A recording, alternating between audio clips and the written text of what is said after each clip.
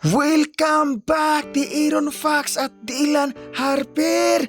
Galing sa maikling pagpapahinga, ito na ang pagbabalik nilang dalawa sa Game 3, si Dylan Harper at di Aaron Fox.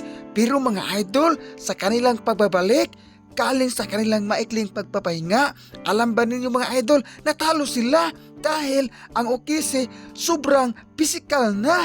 Muntik na lang makipag-wrestlingan sa court.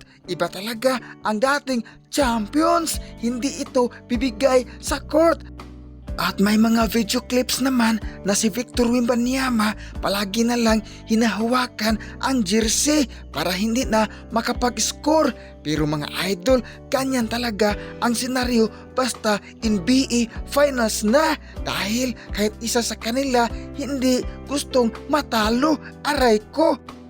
Para naman sa lahat ng fans ng Spurs, magpahinga muna, magpalakas para sa Game 4. Para naman dyan sa umaasa na balikan, magpahinga muna, magpalakas ka para sa kanyang pagbabalik.